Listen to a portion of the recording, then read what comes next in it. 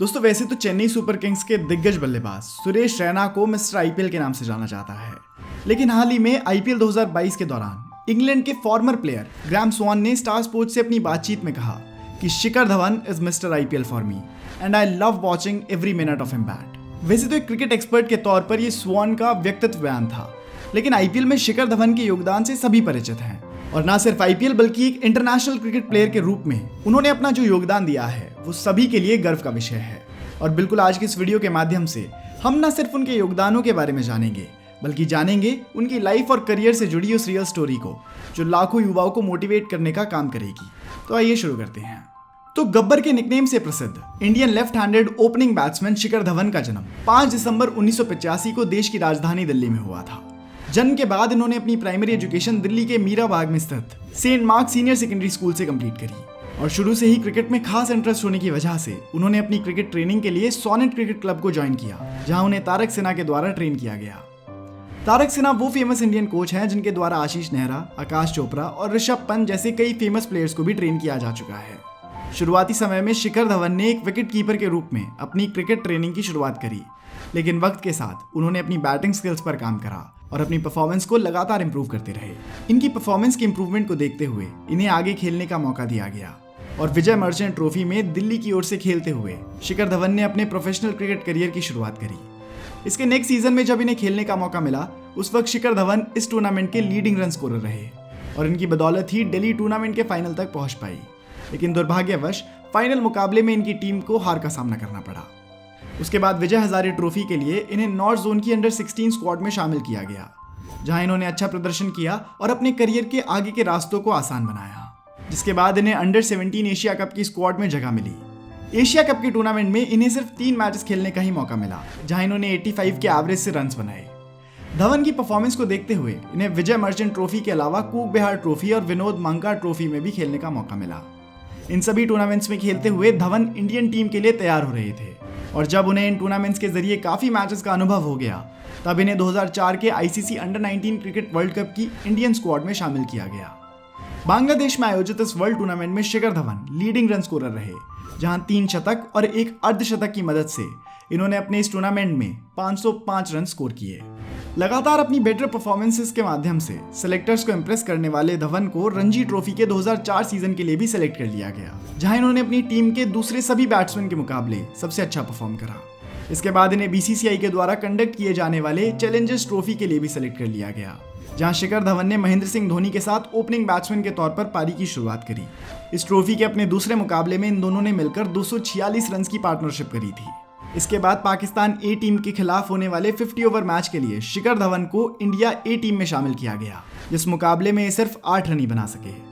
इसके तुरंत बाद इन्होंने देवधर ट्रॉफी और यूरेशिया क्रिकेट सीरीज में भी हिस्सा लिया। वहीं दूसरी तरफ शिखर धवन रणजी ट्रॉफी से भी लगातार जुड़े रहे। इसके बाद जून 2010 में इंग्लैंड ए के खिलाफ होने वाले मैच की इंडिया ए टीम की स्क्वाड में शिखर को भी शामिल किया गया, जहां उन्होंने इंप्रेसिवली परफॉर्म करा, जिस परफॉर्मेंस ने सिलेक्टर्स का ध्यान इनकी तरफ आकर्षित किया और इसी आकर्षण की वजह से इन्हें अक्टूबर 2010 में ऑस्ट्रेलिया के खिलाफ होने वाली ओडीआई सीरीज में शामिल किया गया।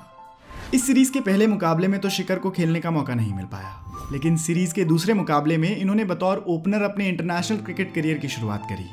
लेकिन दुर्भाग्यवश अपने डेब्यू मुकाबले में उन्होंने टीम के लिए 0 रन का योगदान दिया। इसके बाद जून 2011 के वेस्ट इंडीज टूर में इन्हें शामिल किया जाता है, जहां इन्होंने अपने T20 इंटरनेशनल क्रिकेट की शुरुआत करी और अपने इस पहले मुकाबले में इन्होंने सिर्फ 5 रन स्कोर किए।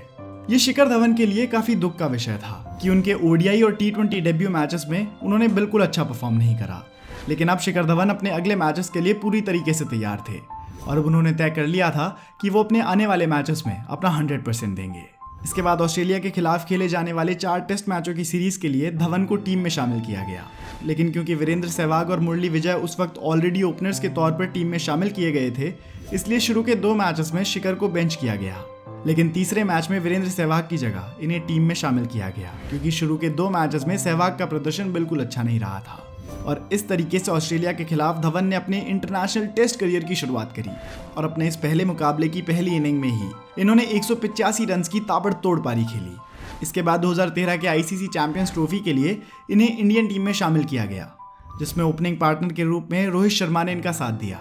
चैंपियंस ट्रॉफी में शिखर और रोहित के जबरदस्त प्रदर्शन की वजह से इन दोनों की ओपनिंग जोड़ी ने न सिर्फ ऑडियंस को आकर्षित किया बल्कि ओपोनेंट टीम को भी कड़ी चुनौती दी और इसके बाद अपने प्रदर्शन के दम पर इन्होंने कई इंटरनेशनल मैचेस और सीरीज में पार्टिसिपेट किया, जिसमें 2014 का एशिया कप और वर्ल्ड T20 शामिल हैं। लेकिन कुछ ही समय बाद शिखर का प्रदर्शन एक ऐसा क्वेश्चन मार्क बन गया जिसका जवाब खुद इनके पास भी नहीं था और इसी स्थिति में इन्हें टीम से बाहर होना पड़ा।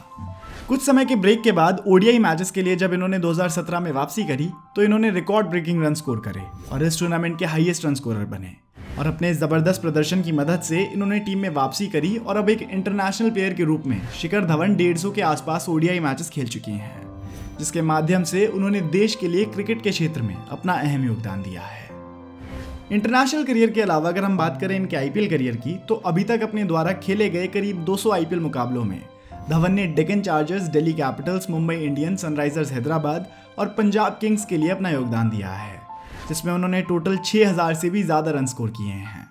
आईपीएल में इनकी सबसे बेस्ट परफॉर्मेंस आईपीएल 2020 में दिखी थी, जिस सीजन में इन्होंने टोटल 618 रन बनाए थे